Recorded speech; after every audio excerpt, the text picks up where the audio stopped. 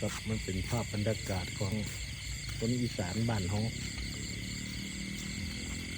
บรรยากาศลาบนกเป็ด ลาบนกเป็ด